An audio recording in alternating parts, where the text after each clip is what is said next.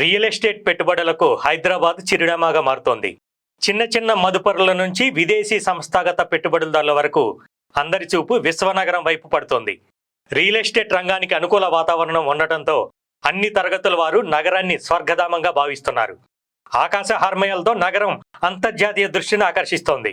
కొంతకాలంగా real estate రంగం పడిపోయిందనే ప్రచారం జరిగినా రిజిస్ట్రేషన్ల సంఖ్యను చూస్తే మాత్రం ఇందుకు భిన్నంగా ఉన్నట్లు గణాంకాలు చెప్తున్నాయి. కాంగ్రెస్ అధికారంలోకి వచ్చాక గతంతో పోలిస్తే సగటు డాక్యుమెంట్ల రిజిస్ట్రేషన్లు పెరగడమే ఇందుకు నిదర్శనం. రాష్ట్రంలో ఏ ప్రభుత్వం ఉన్నా హైదరాబాద్ రియల్ ఎస్టేట్ మార్కెట్కు డోకా ఉండదని స్థిరాస్తి సంఘాలు చెప్తున్నాయి. అందుకు తగ్గట్టుగానే గడిచిన 2 దశాబ్దాలుగా మార్కెట్ గమనం ఉంది. ఇప్పుడు అదే కొనసాగుతోంది. డిసెంబర్లో రేవంత్ రెడ్డి ముఖ్యమంత్రిగా బాధ్యతలు తీసుకున్నారు. అప్పటి నుంచి మార్చి వరకు 4 నెలలు, అంతకు ముందు 4 నెలలు హెచ్ఎండిఏ పరిధిలోని స్థలాలు, ప్లాట్లు, ఇళ్ల రిజిస్ట్రేషన్ల డాక్యుమెంట్లను పరిశీలిస్తే ఆ